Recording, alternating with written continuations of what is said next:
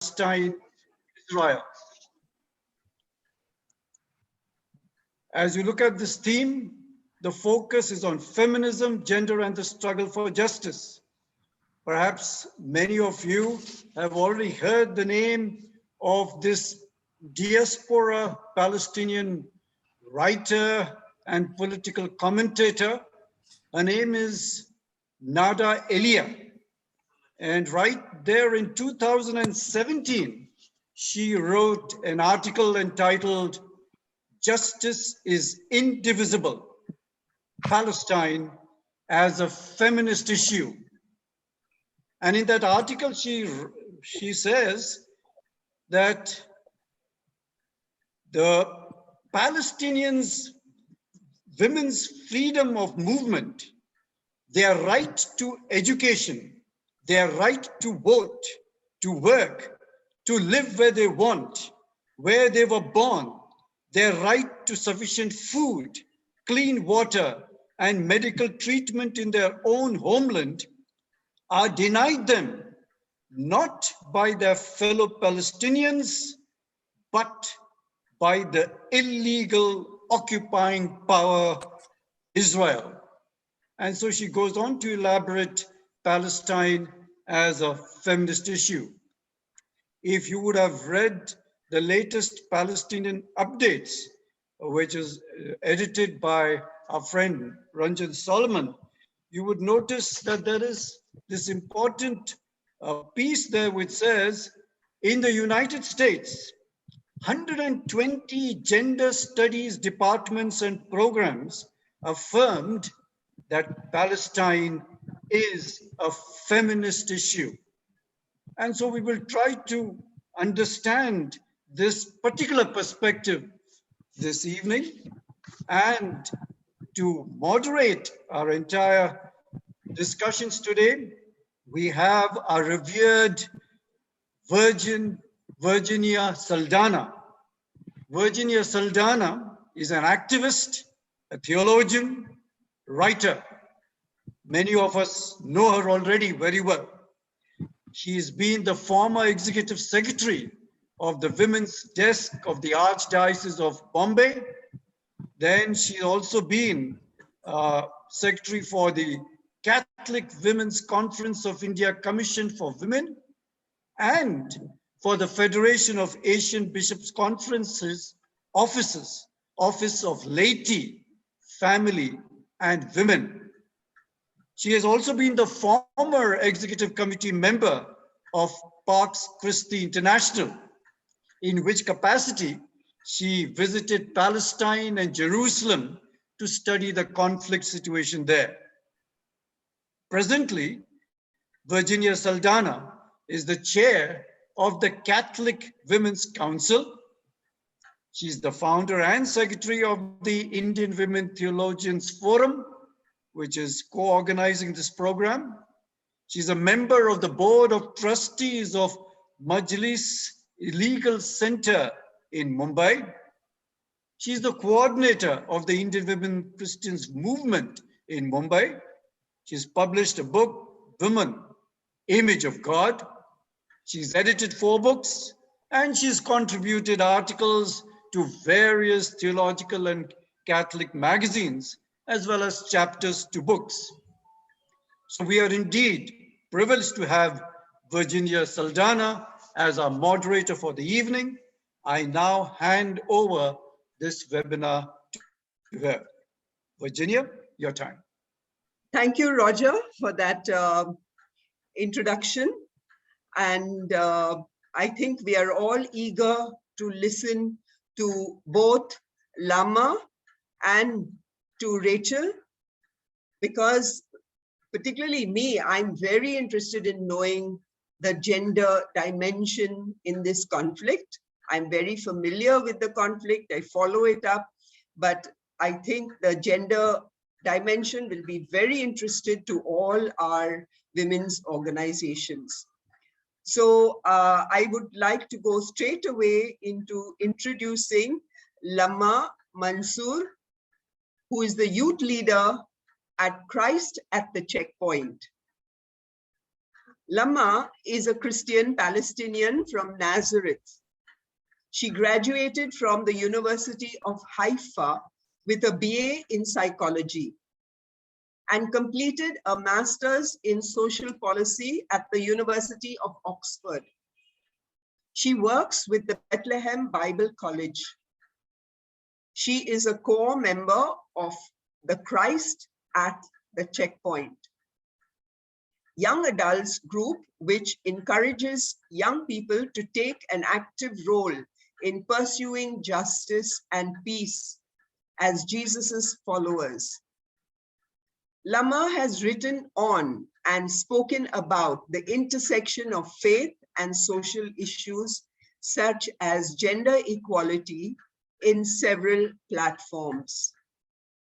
Christ at the Checkpoint offers church people, especially evangelicals, a unique opportunity to immerse themselves in the context of conflict and learn firsthand about peacemaking and reconciliation.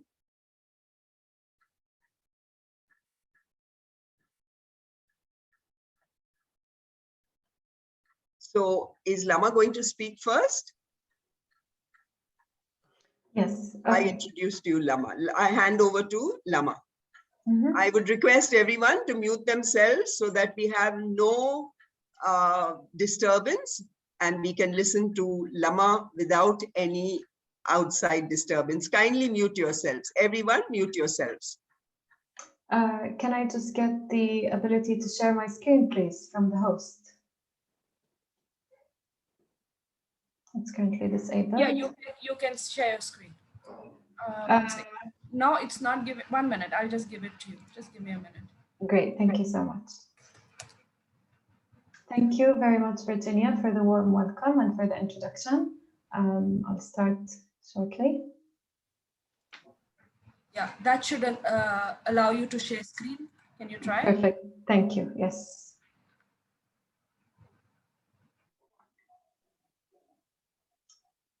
Can you all see my screen? Yes. Perfect. Okay, so hi, my name is Lamma Mansour. Thank you for the introduction.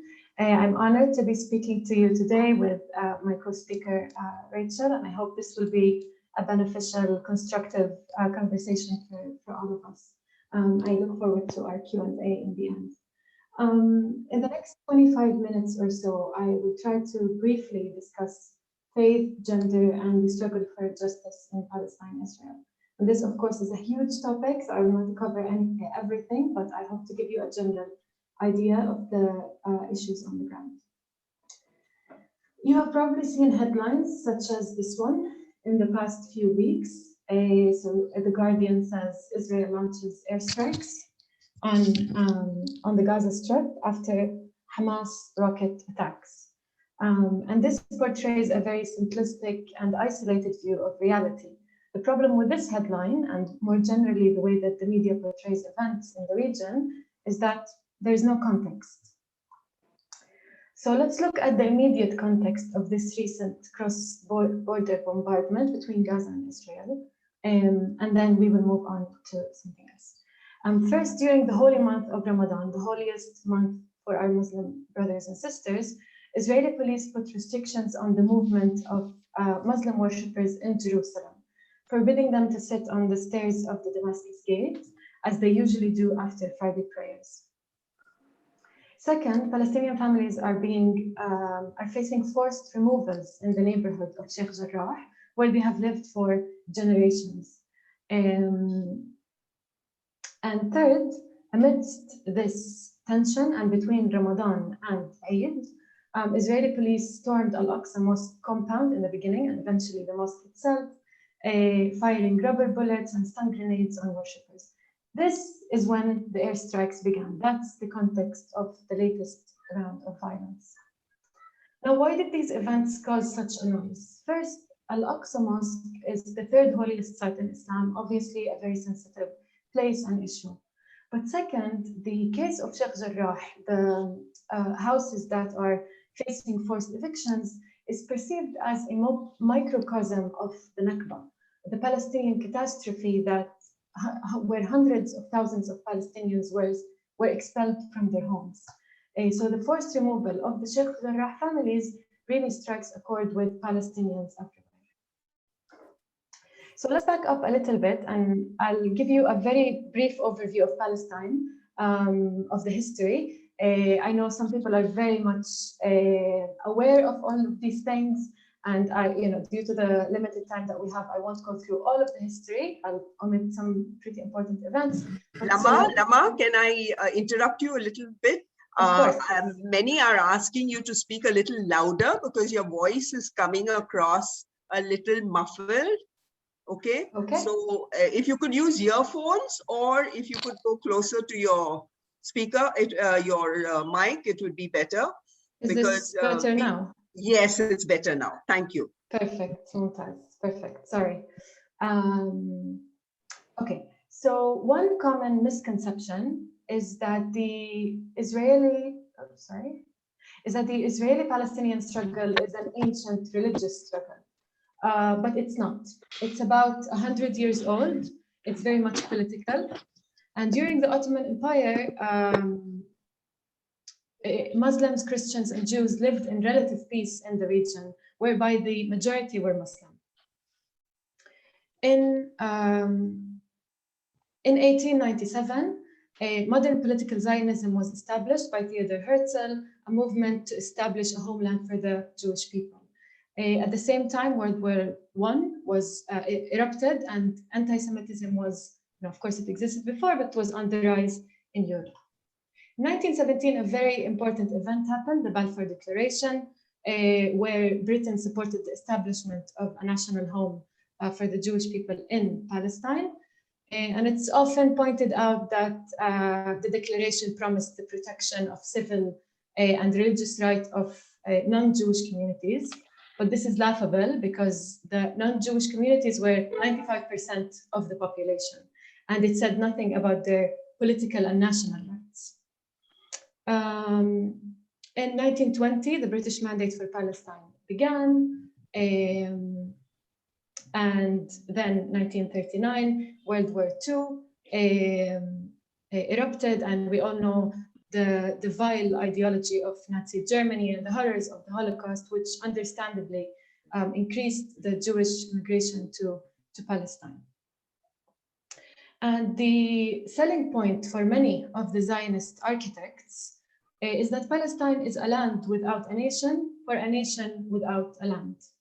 However, there indeed was a people here, the Palestinians. The picture shows Jaffa, the city of Jaffa in 1914, a booming center of economic and political and social activity. In 1947, the British mandate over Palestine ended, and the newly established United Nations was tasked with dealing with the region, with Palestine. So they proposed a partition plan, which suggested two states: a Palestinian state with 42% of the land, and a Jewish state with 56% of the land, and Jerusalem under international authority. The Palestinians did not agree to this plan. They perceived it as unfair, and the Jewish leadership accepted the plan. However, because of this, the central event in Palestinian history took place, the Nakba War. Nakba in Arabic means catastrophe, where around 500 Palestinian villages were depopulated, 700,000 Palestinians were either killed, expelled, or fled due to the war. And it's important to note that Israel has systematically hidden evidence of what happened in 1948. It has sealed a host of archival evidence of the crimes committed by Zionist militia groups. This is an article from Haaretz, which is an Israeli newspaper that really detailed how they are hiding the evidence of what happened in 1948. And the organization which Rachel is associated with and works at really brilliantly describes or documents the history of the Nakba. 1949-1966, the West Bank was under Jordanian rule, Gaza was under Egyptian rule, and the Palestinians in Israel, such as myself at the time, my grandfather, they received citizenship, but were subject to martial law. So they couldn't move between one city and another without permission and so on. Very harsh martial law.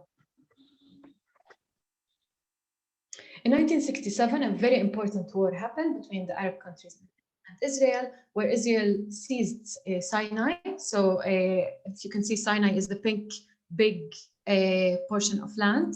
It seized it from Egypt, as well as the Gaza Strip that was under Egyptian rule. And the Golan Heights from Syria up on the top. And then the West Bank and East Jerusalem from what used to be Jordanian, under Jordanian authority. 1964, the Palestinian Liberation Organization was formed, and at the same time, Jewish settlements were starting to be built. Israel started to build Jewish settlement in Palestinian occupied territories that it has just seized. So in Gaza and in the West Bank. And this is very important for later and for the current situation. In 1978, the Camp David Accords, Israel signed a peace treaty with Egypt, with Sinai returned to Egypt, but it maintained control of the Gaza Strip and of the West Bank and East Jerusalem. 1987 and 1993, the first intifada erupted. Intifada in Arabic means uprising or shaking off. So it was a resistance movement that started mainly peacefully and then turned violent. And it was very important for the Palestinian resistance movement in general. Between 1993 and 1995, the Oslo Accords, you hear about this all the time, it marked the beginning of the peace talks and cemented the two-state solution as the dominant position throughout the world. However, as we know, those peace talks failed and the second intifada soon erupted, spurred on by Ariel Sharon, who was, I think, Prime Minister at the time, entering Al-Aqsa Mosque with a heavy militarized presence. And this is the wall that Israel built on Palestinian land, citing security reasons in the beginning of the 2000s. So it's a very brief history overview. Let's look at what's happening currently in Palestine. Palestinians are fragmented between the West Bank, Gaza, East Jerusalem, Israel, and the diaspora. The West Bank and Gaza have been under brutal military occupation for decades. The whole world experienced some lockdown during the past year. So imagine having similar restrictions all of your life.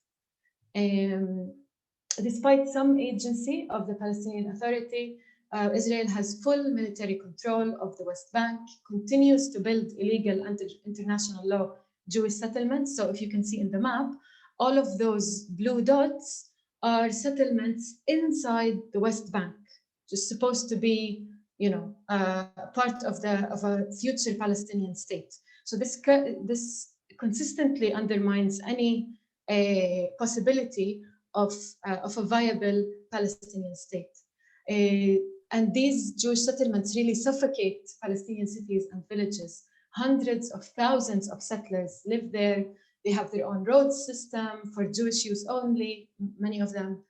And they receive better services from the government, more water, better roads, public amenities, and so on.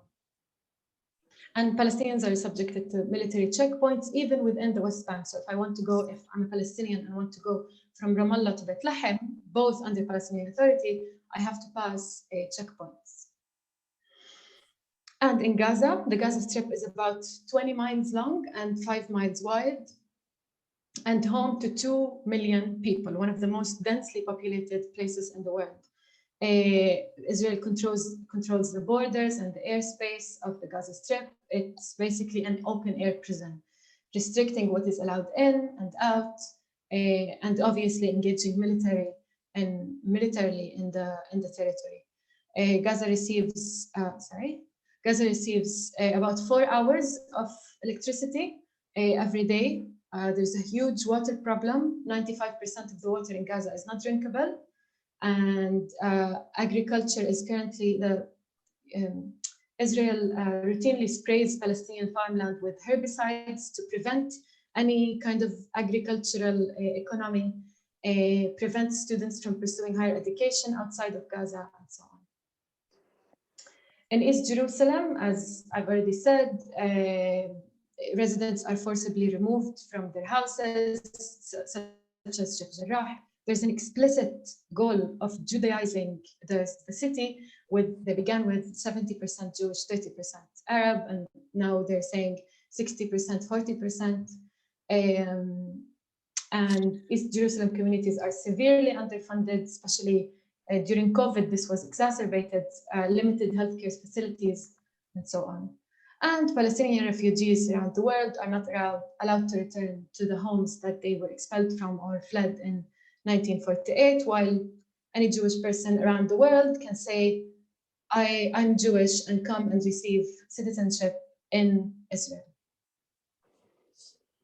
And the last group, Palestinians with Israeli citizenship, such as myself, we are 21% of the citizens of Israel.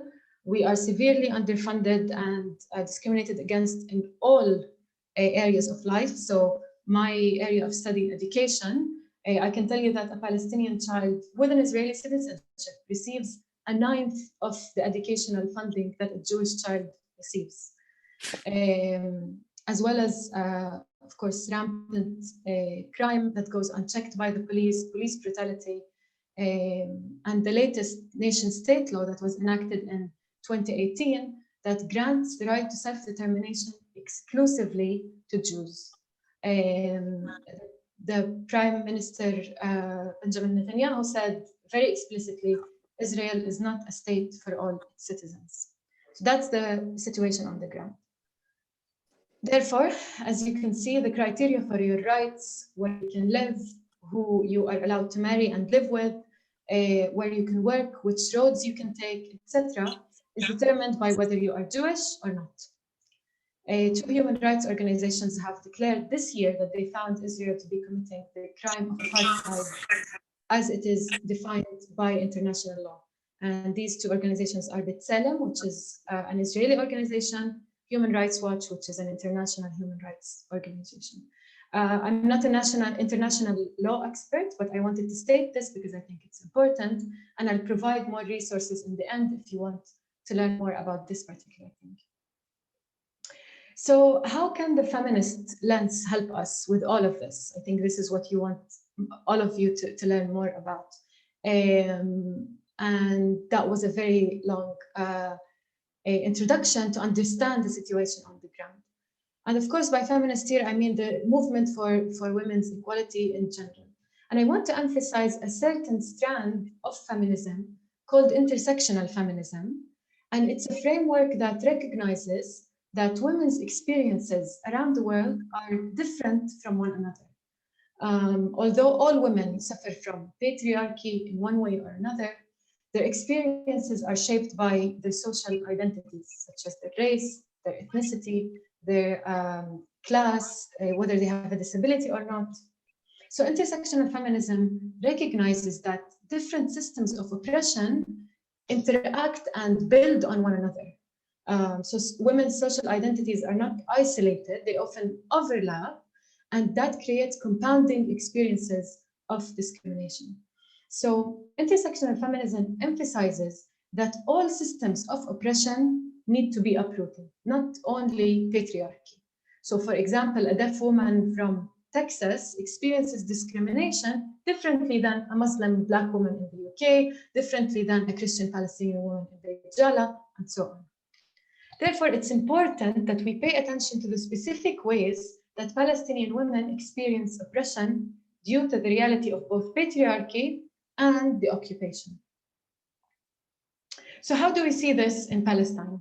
Palestinian women experience gendered oppression and violence at the hands of the Israeli occupation. And I will explain about this a little bit more, but I want to make it very clear that Palestinian women are not mere victims that we need to pity.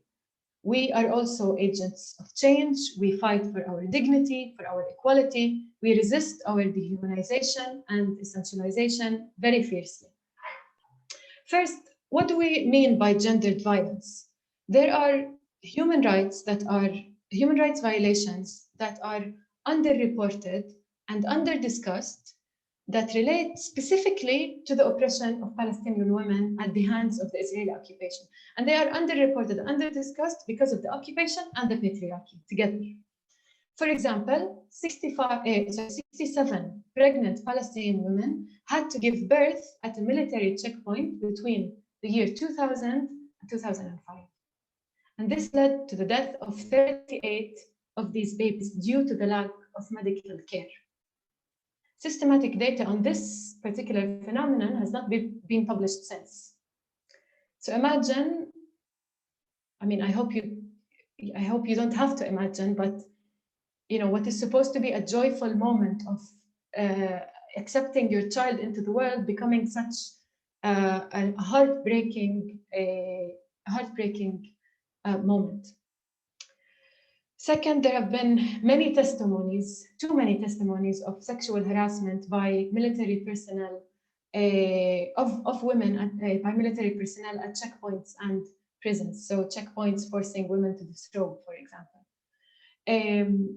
And as generally speaking, Palestinian culture is a conservative culture, the Israeli military abuses that and takes advantage of that. And there's evidence to suggest that they threaten with sexual violence inside prisons to coerce women to comply with their demands. So female prisoners are coerced by the threat of sexual violence to try to get them to comply with their demands, to confess or say different things. And this is an example of how the systems of oppression interact with one another. So the Israeli occupation interacts with the Palestinian patriarchal system, and they enforce and build on one another. So the patriarchal system of the Palestinian community and the Israeli occupation, they work together to push women to the margins and keep them out and limited to the private sphere. So the patriarchy uses safety excuses to keep women out, and the occupation abuses the patriarchal ideas to silence women. But as I previously said, we Palestinian women are not mere victims of our political, social, and economic realities. We also have a very strong and long history of creative civil resistance. Steadfastness, or sumud. Sumud means steadfastness in Arabic. In the first intifada that I mentioned, women were engaged in a variety of non-violent resistance of the Israeli occupation. They went out to march, they organized labor strikes, they established parallel civil institutions. So they ran underground schools, clinics, vegetable gardens, all to challenge the Israeli control of Palestinian daily lives. And they were an integral part of the resistance. The film Naila and Uprising, where the picture is from, really details and describes this movement beautifully. More recently, a movement of Palestinian women called Tal'at, going out, went out to the streets in all Palestinian towns and cities, and they protested the violence against women in all its forms. They declared that there is no liberated homeland without liberated women. So they understand the relationship between patriarchy and occupation. Because many times the argument is made that we need to unite against the occupation, so we don't need to distract ourselves with other battles. But this movement very clearly said these two struggles are tied together. We can't ignore the discrimination against women until the liberation of Palestine. Sorry. Additionally, in this last round of violence and the battle to save the homes of Sheikh Jarrah, Muna al-Kurd, she is a member of a family living there, the Kurd family. She is at the forefront of that battle. She documents her daily struggle on social media. She explains very patiently and intelligently the story of her family. And she reclaimed the permission to narrate, as Edward said.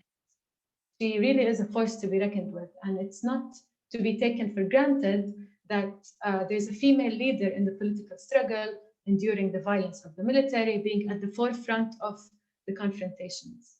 And actually, it has just been leaked that the force of the social media has been so strong that Benjamin Netanyahu attempted to ban social media during the protests and the violence a month ago. And lastly, Palestinian Christian women in Israel are the most educated group in the country. We are making strides in our education and really excelling in that sense. As Palestinian women, we are continuing a tradition and following in the footsteps of faithful, faith-filled, subversive women of the Bible. I'm speaking to my own faith and Christianity, and looking at the women of the Bible as revolutionary, really. These are women who stood up for their own dignity and for their people's dignity. And they refused to believe that oppression and human rights violations is God's good plan for them. They refuse to be victims of the system. And I love reading the book of Exodus and paying attention to the incredible women in it.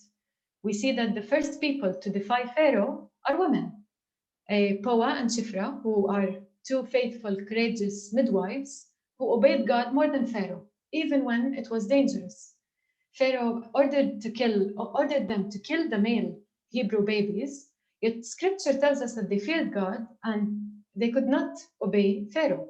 They refused to kill the baby boys and they acted in holy civil disobedience.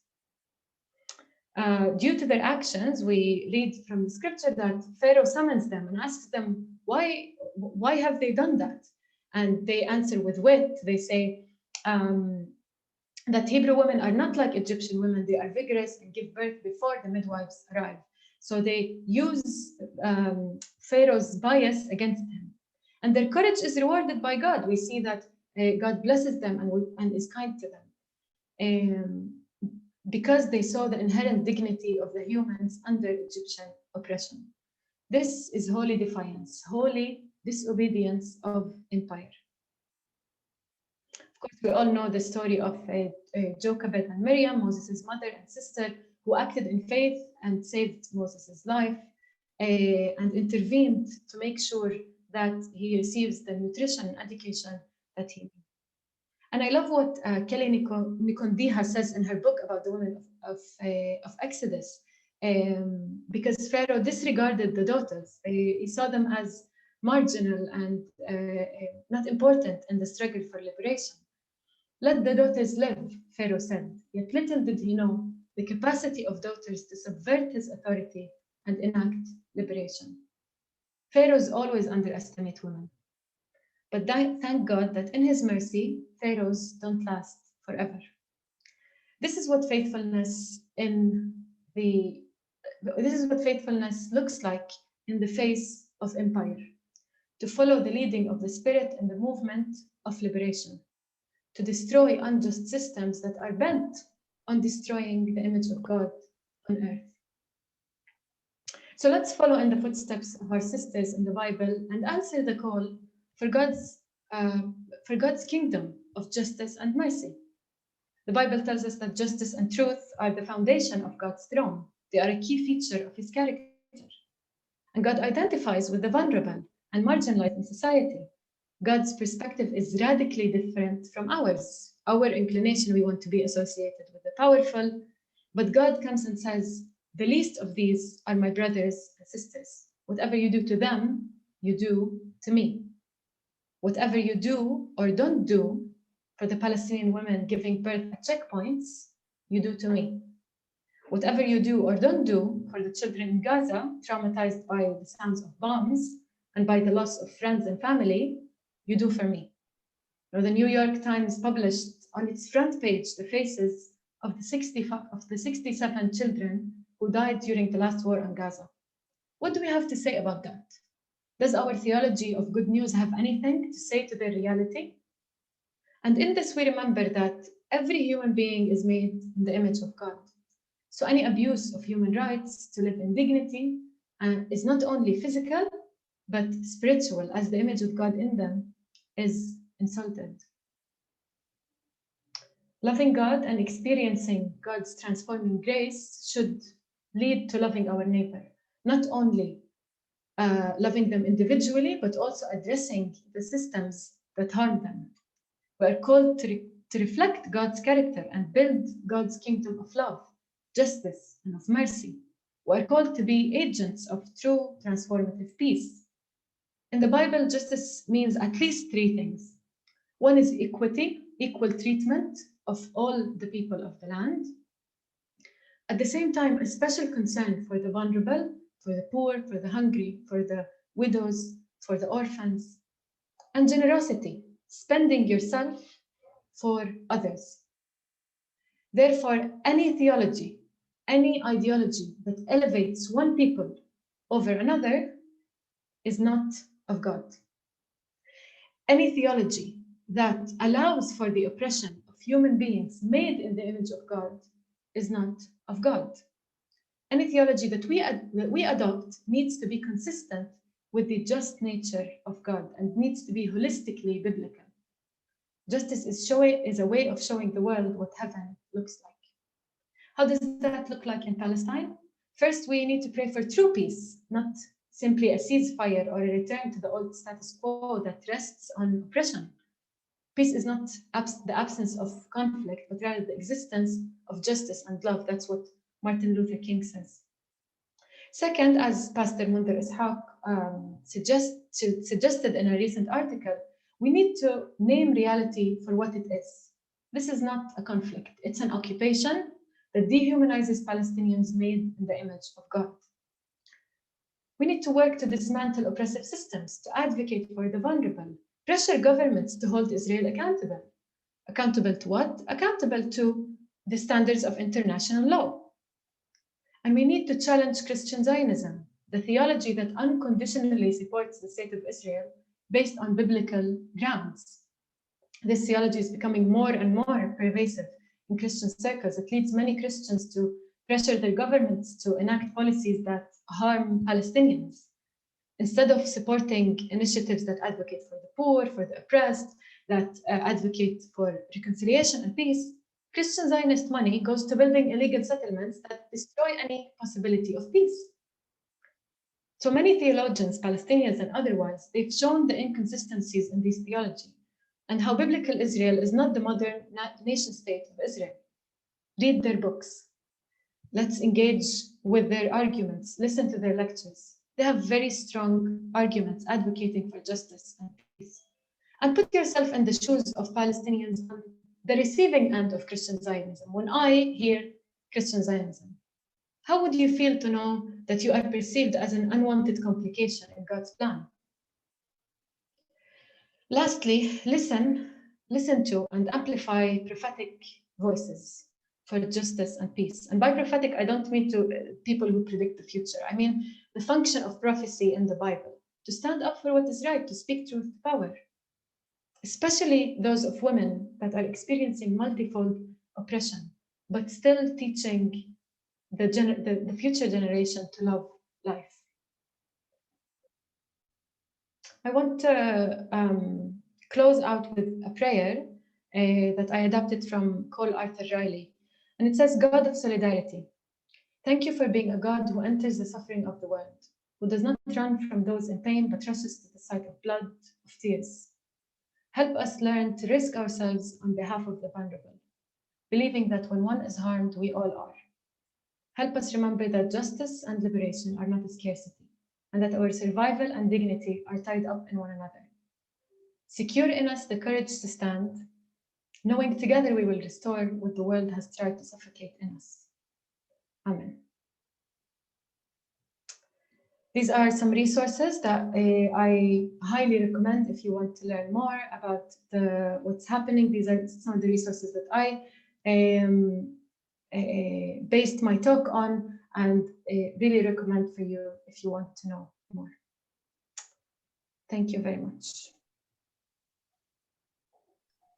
Thank you so much, Lamma, for that very, very comprehensive and clear presentation that gave us an overview of history, because I think many are not aware of that history. So thank you very much for that. Everybody knows that there, as you said, naming it conflict is a conflict, because that's how it comes in newspapers. And they do not really know the struggle, because always the voice of the person with less power is not heard. You know, the voices of persons with a lot of power comes with a lot of money, and those voices are heard, sadly, in the world. So thank you for amplifying the voice of your people. And we are really, you know, sort of, thank you for reminding us of the pain of women.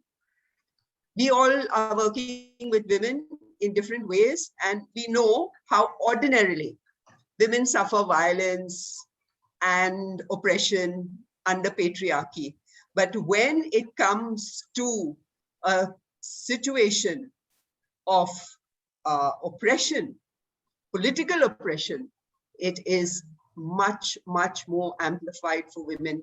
And that was something you made us realize, particularly by highlighting the mobility of women, how it is restricted with all those checkpoints. I still remember a woman, old woman, telling me how she, when she has to travel, move from one town to the other, she has to walk with her suitcases and stop at the checkpoint and then walk again till she can get another transport. And every little while this journey goes on with the checkpoints. I also remember how they told me that Palestine is now like a cheese, you know, with all the holes, the settlements, you know, the land is dotted with settlements like cheese, you know, you see all the holes everywhere. And we saw that. And how Israel is bringing their diaspora back, building the houses first and then calling them back. Who wouldn't come to such luxury?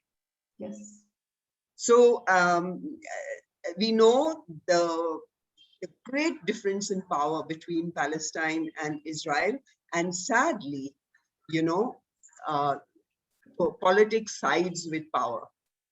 Yes. And the Palestinian story is always suppressed, is always hidden. Thank you for the challenge you gave to all of us. The challenge to speak, to name reality, to pray, to name it as occupation and not as a conflict, to advocate, to use our voices to amplify your stories. And you named something that is very, very much in existence in this group, which is Christian Zionism, in Christian circles, Christian Zionism. Sadly, we have to realize that again, that comes with power, and therefore it is media that helps spread these stories. It is media and it is power that helps, and leadership also always trucks with power. Even theology can be manipulated by power, sadly, and that is the power of the right wing. We have to realize that. And thank you for making us aware of this. And it is very much a woman's question, very much a woman's question, to stand on the side of the oppressed. That was a mission given to us by Jesus, you know, and we have to raise a prophetic voice for the Palestinians. I am sure that we will continue to support you, keep in touch with you, and you keep feeding us with your reality, and we will try and see how we can amplify it. Of course, you will be here, people can ask you questions, but I think we will first listen to Rachel, and I will proceed to introduce you to Rachel. Rachel Beit Arie is the director of Zochrot. Rachel completed her law and moved on to engage in feminist political activism.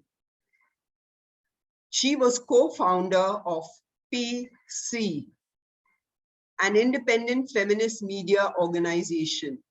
She worked as media coordinator at Gisha. a legal center for freedom of movement, and was a journalist before that. For several news organizations covering human rights, political and social issues in China as a Beijing-based reporter. She currently lives in Jaffa and is director of Zochrot, an Israeli nonprofit organization founded in 2002, based in Tel Aviv. Its aim is to promote awareness of the Palestinian Nakba, including the 1948 Palestinian Exodus. Its slogan is to commemorate, witness, acknowledge, and repair. I now hand you over to Rachel. Welcome, Rachel. Thank you so much, Virginia, and thank you, Ranjan, and all of the co-sponsors for inviting me. It's a pleasure to be here. Thank you, Lamma, for this awesome presentation. I'm honestly not sure what I can add to this. It's a tough act to follow.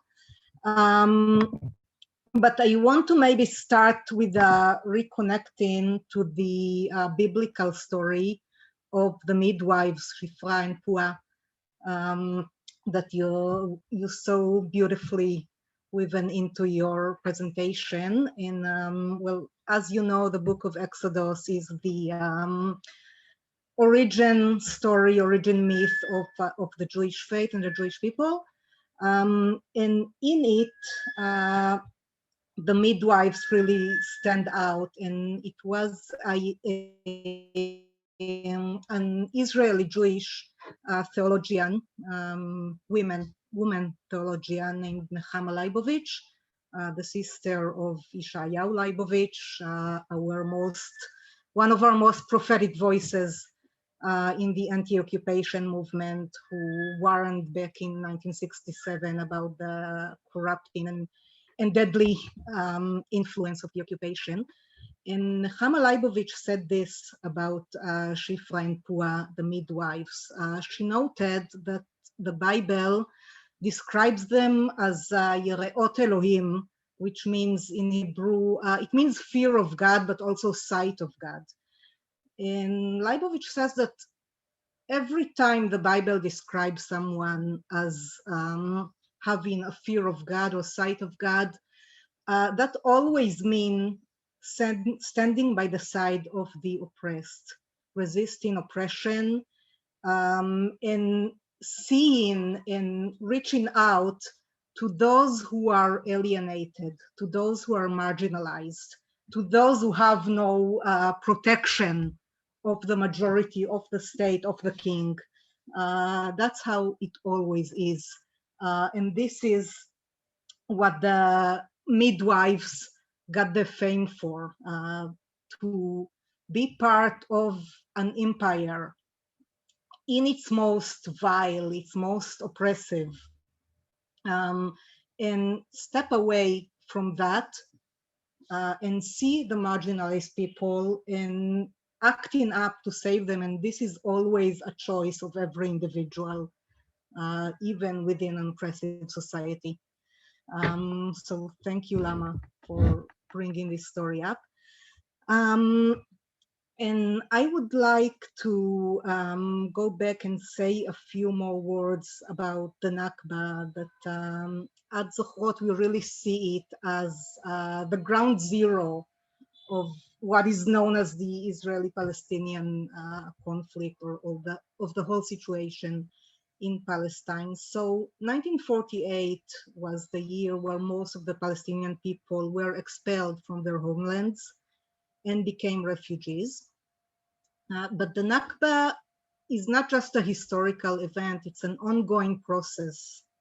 And we're talking about an ongoing Nakba, which is the gradual and ongoing colonization of Palestine, starting with the beginning of the Zionist movement and lasting until today, and still ongoing in different ways, in different forms. But the process is always one, whether it's the expulsion of most of the Palestinian people in 1948, their displacement inside the 48 borders, what became the state of Israel, land confiscations, arrest and jail of Palestinians, the occupation of the West Bank and Gaza, the siege over Gaza for the last 14 years, and practices that started within the 48 borders and were transfixed into the 67 borders of land dispossession and marginalization of Palestinian people, and of course the prevention of most Palestinians from returning to their homeland. So all of this is an ongoing process, and it is a process not just of occupation, it is a process of settler colonialism. The Zionist movement, as you know, had started really in the heights of global colonialism, and it relied from the beginning on colonial forces like the UK, like Germany, like Austro-Hungary. These were the allies. And that was the really set of ideologies and the thinking behind the Zionist movement. Even back then in the late 19th century, there were Jewish voices and even voices within the Zionist movement that objected this path and advocated for connecting and collaborating with Palestinians, with the people of the land. And unfortunately, those were voices who were always marginalized.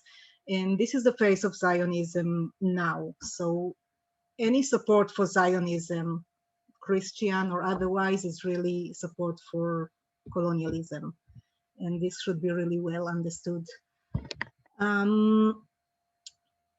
If I'm connecting to what Lamma said about intersectional feminism, so of course I agree that Palestine is a feminist issue, and Lamma really elaborated why.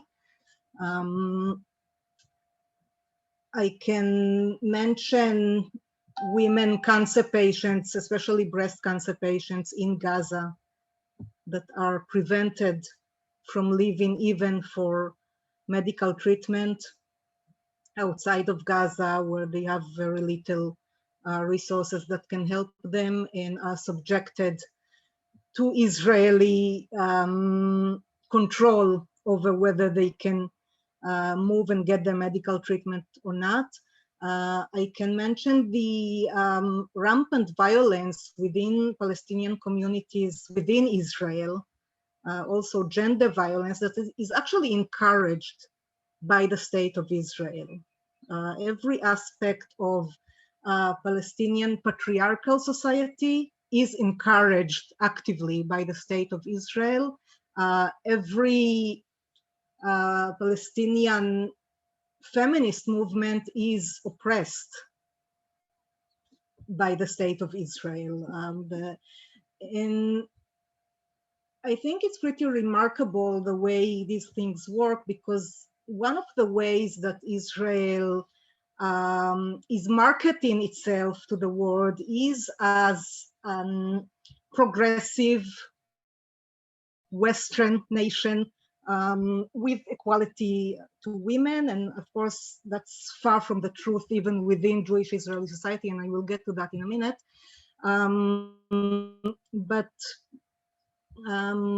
Israeli hasbara, which is propaganda, juxtaposed Israeli society against Palestinian or Arab society that is perceived as backward or not as advanced.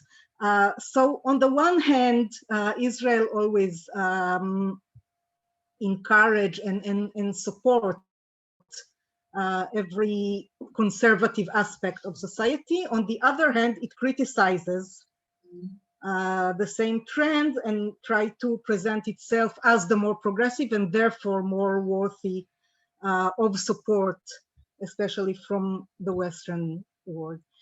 So these are just to name a few of the ways in which the Zionist Israeli regime oppresses Palestinian women, especially. But I would like to focus for a little bit on Israeli women and gender within Israeli society. So it should be very obvious that a highly militarized society like Israel is a bad society for women of all kinds, even the most privileged ones. The Israeli regime and society have been described by several academics as a practice of civil militarism. And that means that the military is so ingrained into our daily lives that almost all Israelis, men and women, go to the army. Traditionally, that created a society where men are perceived as protectors, as soldiers. Women are perceived as the caregivers to soldiers, the mothers, the sisters, the wives, and even within the military, they get the roles of caregivers, secretaries, or other supportive roles.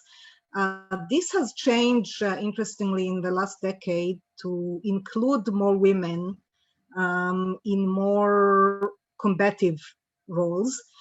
And ironically, some Israelis and also the Israeli propaganda tries to present it as a feminist victory because, you know, we have soldiers and we have women with big guns.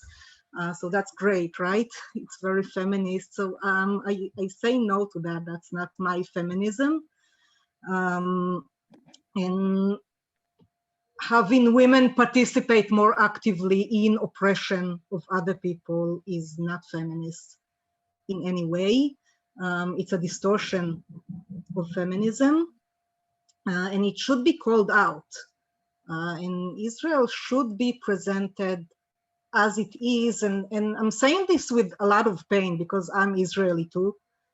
And these are my people. Sometimes people tell me that I glee on the defamation of Israel, and I really don't. I wish things were different, and I work to change them.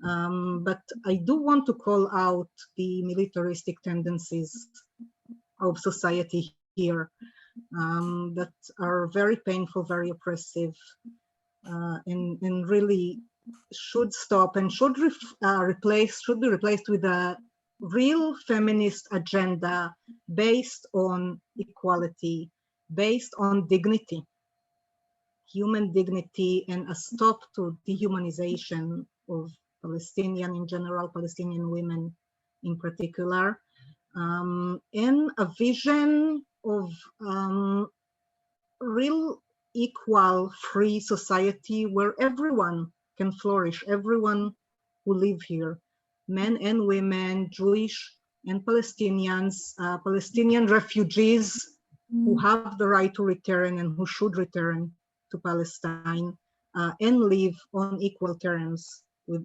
everyone else that live here. And that means end to the occupation, end to colonization. So this is my feminist vision, and this is what I want to see here.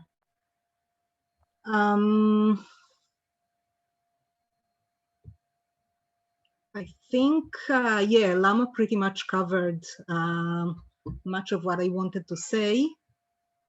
And I think it's a very wide issue to talk about Palestine as a feminist issue, but I think maybe I'll stop here and maybe leave some time for questions. Thank you, Rachel. Thank you for endorsing what Lamma said. You'll come across as two sisters from the same land, really. And it really gladdens my heart to see that happening. Of course, when I was in Israel too, we met a lot of people who, women and men who supported, you know, the Palestinian issue. They came more from the liberal, you know, Jewish tradition. And it was really heartening to see that. You emphasize how patriarchy is encouraged. And yes, encouraging patriarchy manages to prolong the suppression and the oppression of people. how the extensive militarization of Israel and is also, contributing to the length of the oppression, I mean, almost lifelong. And now the inclusion of women in combative roles, absolutely. Thank you for pointing that out, because many women look at, joining the military as an achievement for women. They don't look at it as being part of patriarchy, because militarism is a patriarchal system for exercising power. So yes, sorry, unfortunately, that is a reality, and thank you for highlighting that. It is something for feminism to, critique this distortion in the view of liberation of women. And it needs to be called out. So now we open for questions. You can ask your question. Please do not unmute yourself. Put your questions in the chat box. There is already one question over here that was put up earlier. Why not a pluralistic state like India, where Palestinian and Jews can exist together? If one of you can answer that. Rachel, do you want to take that, or? I can, but you can too. I mean, by now I've shown I showed the picture of the Jewish settlements in the West Bank, and it undermined any, the two-state solution. I think is long gone, despite it being what the international community most supports. But it's, I think, Israel just de facto. They declared that they want to annex the West Bank, and so all sorts of things. So I think if you talk to many Palestinians, they would say we want a one-state solution, one state that incorporates everyone with equal rights to every citizen, both Palestinian and Israeli, because the Jewish settlers are not getting out. The hundreds of thousands of Jewish settlers are not going to get out of the West Bank and other places. So I think a one-state solution is what a lot of Palestinians are asking for.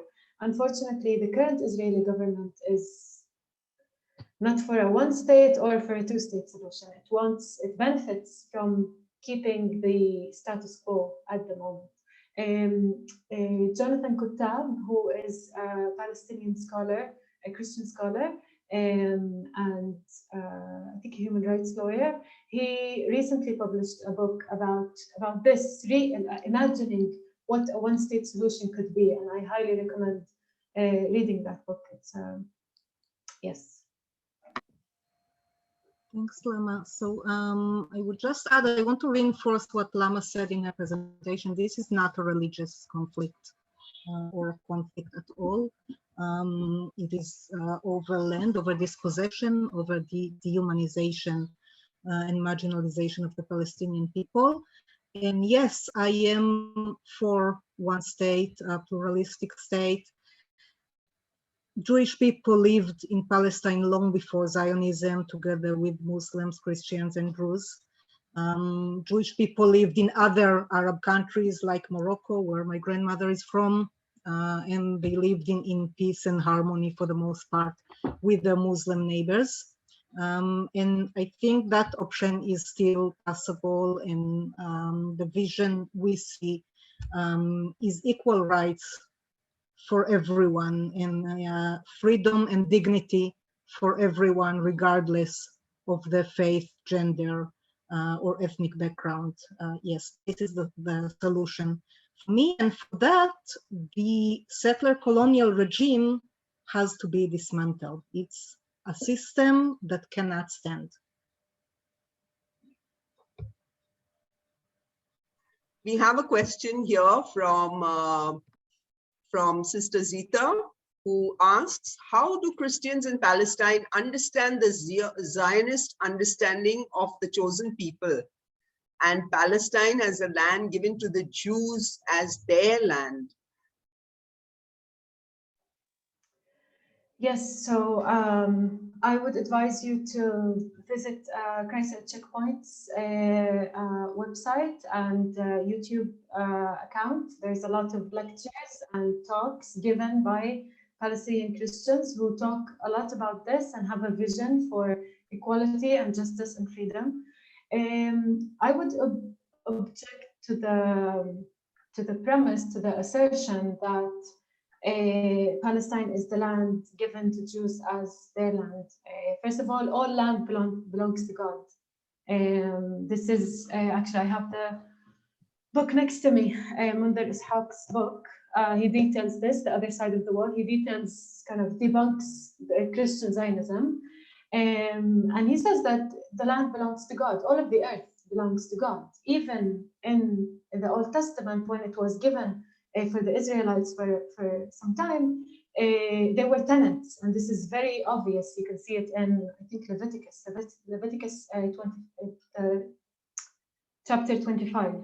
And it's always paired with the concern for justice. So several times we see that God says, I will kick you out of the land will vomit you if you do not keep justice. So these two are always connected with one another. And then we look at the boundaries. So if you say, okay, Palestine, the land is given to the Jews, at what boundaries? Is it the whole? Because in some, some of the biblical texts suggest that from the river of Egypt to the Great River. So that encompasses Syria, Lebanon, Egypt. So where do we start? Where do we begin? Why this land and not other land? And we have many other valid objections to this assertion. And the Christian Palestinians simply reject Christian Zionism. Our God is not a racist God who elevates one people over the other. And whenever Israel was given land, or the Jewish people were given a land in the Old Testament, it was always not a gift, it was a responsibility. And a responsibility, it's a mandate with a responsibility to embody God's values on earth. And I think Israel, as defined in the Bible, is not an ethnic entity. We see Ruth, for example, who in the book of Ruth several times it says she is a Moabite. She is not Jewish, but still she is she became a part of God's chosen people. So there are several things that we can think about when we speak about this. And again, I implore you to read Yohanna Catanascio's book. I think it's called The Land Cries Out. I put it in the resources. The Land of Christ, sorry. The Other Side of the Wall, Mundir Ishaq, Colin Chapman, Whose Promised Land, many books that detail our objections to Christian Zionism more clearly than what I've said here in a few minutes. There's a question from Cynthia Stephen. Can we know about any initiatives where women in Israel and Palestine express solidarity and resistance to the oppressive powers? Yes, absolutely. So there was for many years an organization called Coalition of Women for Peace,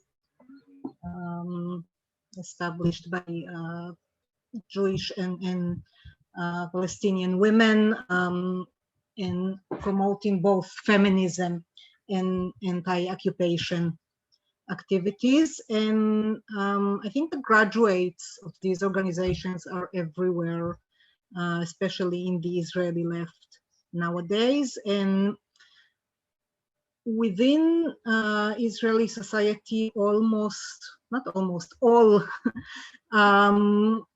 resistance efforts to the occupation in any form, and there are more now, all are led by women and by feminist women, and this is part of our feminism, to resist occupation and to stand in solidarity with Palestinian, and especially with our Palestinian sisters, and to follow their lead, because I think Palestinian women more than anyone know where they're going, and they lead the way to liberation here, of the Palestinian people, but also of Israeli people, liberation from being oppressors and colonialists.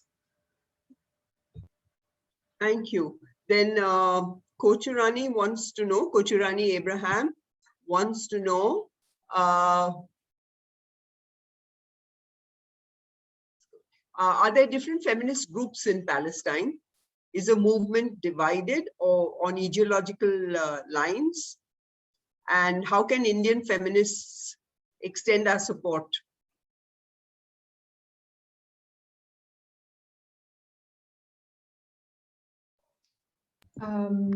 Yes, there are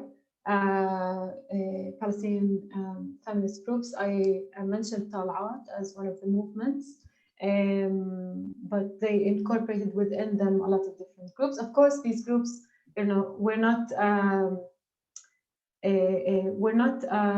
one-size-fits-all. There are differences within the Palestinian community. Some are more conservative than others. Some are more religious or more secular than others. But there are Palestinian feminist groups that work together. And yes, you can, as our Indian sisters, you can support us in our work as we pursue justice. Is there an oppression of people who speak out, especially women? Any dissenting voices? Do they have any like punishment or anything for people who speak out? Or do you all have freedom of expression? There are two people that ask these questions, Rachel Peters and Reverend Jyoti Samuel.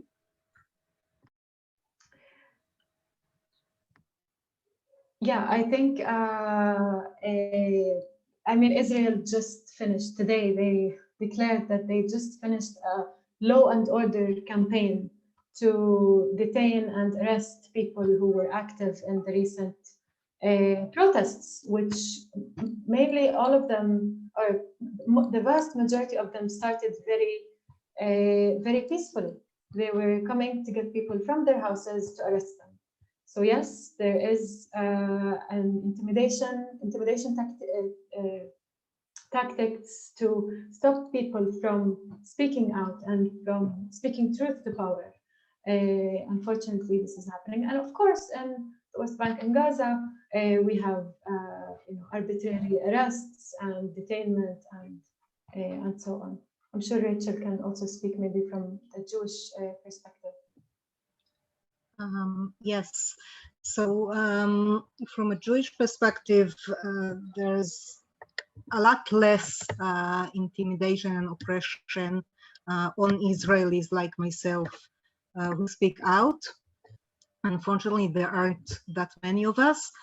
There's still mainly in the public opinion, there's marginalization and delegitimization. And presenting us as enemies of the people or something like that.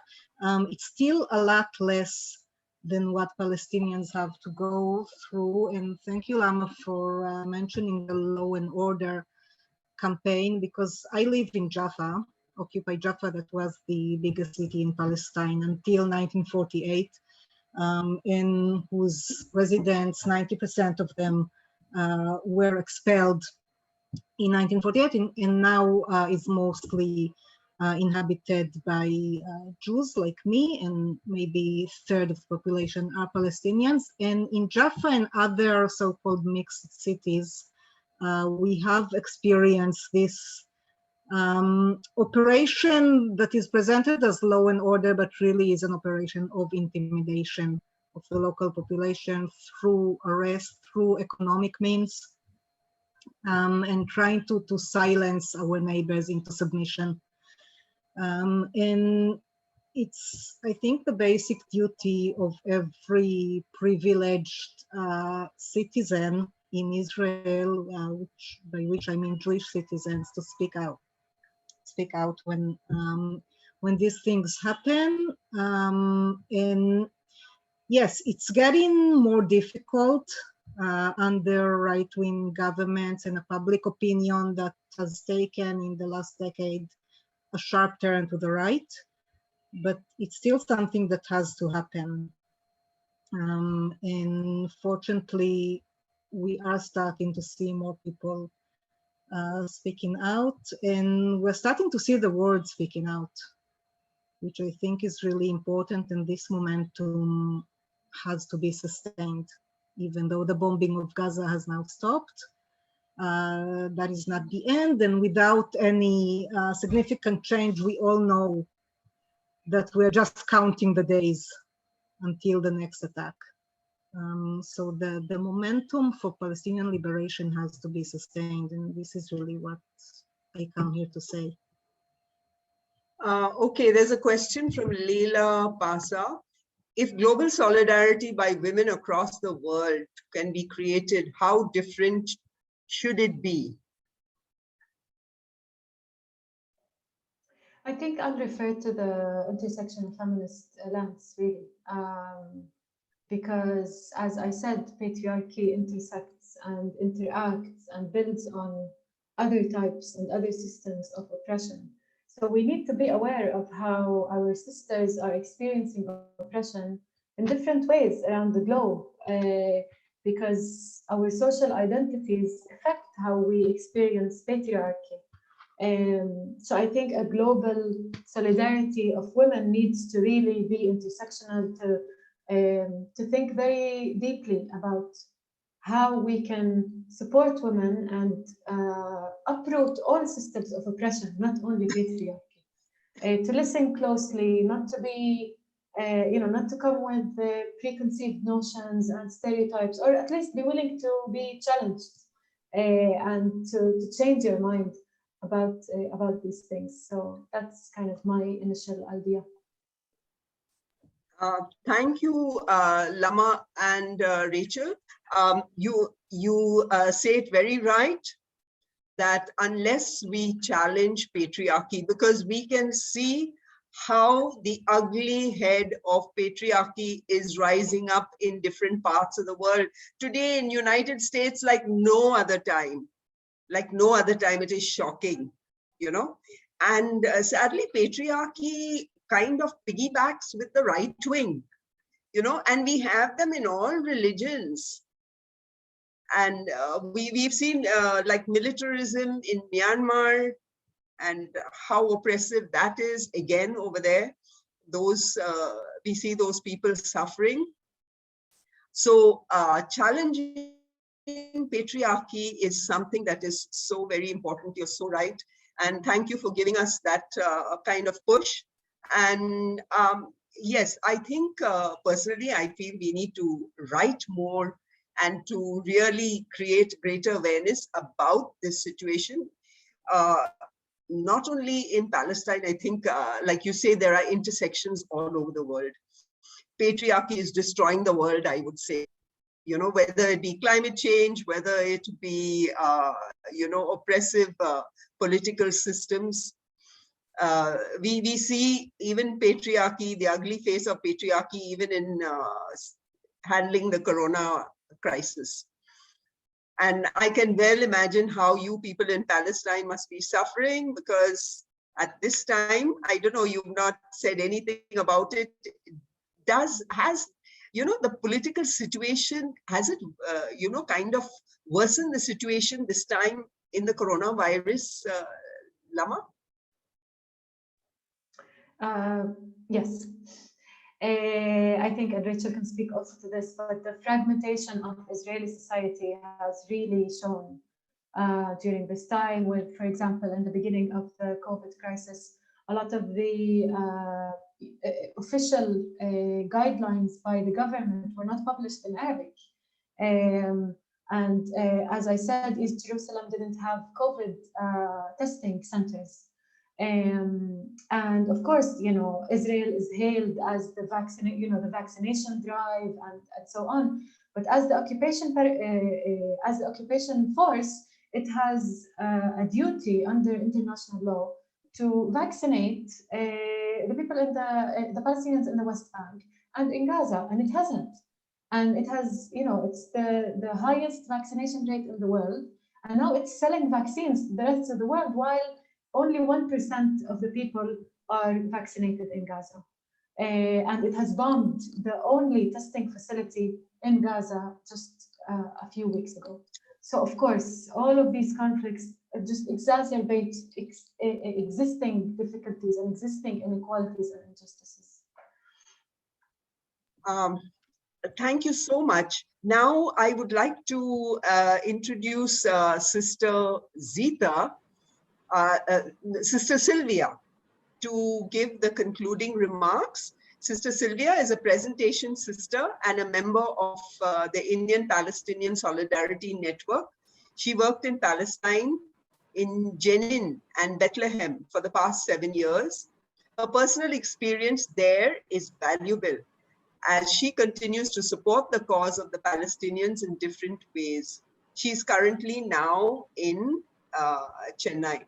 So I invite Sister Zita to, Sister Sylvia, sorry, to give the concluding remarks. Thank you, Virginia, for giving me the floor now. This webinar is the first of its kind to engage in conversation of the reality of life at the grassroots level from a Palestinian and Jewish feminine perception. Thank you, Lamma Mansour, Shukran Iktir, and Rachel Beit Arie, Toda Rabba, for your firm voice of solidarity, for sharing your first-hand experience of living in a prolonged state of occupation and struggle, and giving us also a taste of the under-discussed discrimination of women. These are moments for all of us to revisit the notions of chosen people and promised land in the background of the rising Zionism. So I request all of us to take a moment of silence before we wind up, to ask ourselves, what has touched you? What has been stirring in your hearts? What is emerging as we continue to reflect on the violence and dispossession, to advocate and lobby for peace and justice and the end of occupation in the Holy Land for both people.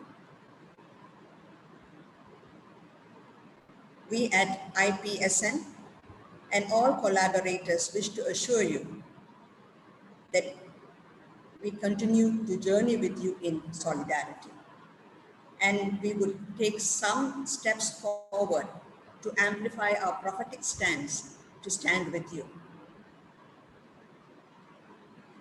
And also I take this opportunity to thank Roger for setting the ball rolling, and for Virginia for skillfully leading this webinar.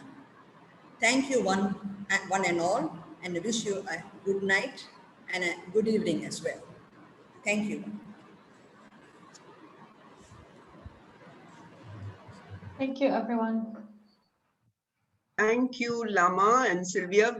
Rachel, we assure you of our prayers, our solidarity, sending you positive energy. Thank you so much. That you will succeed in your aim of peace and justice. Amen. Thank you all so much. It was a pleasure. Thank you. Thank you so much. Thanks, Manjan. Thank you. Bye. Thank you.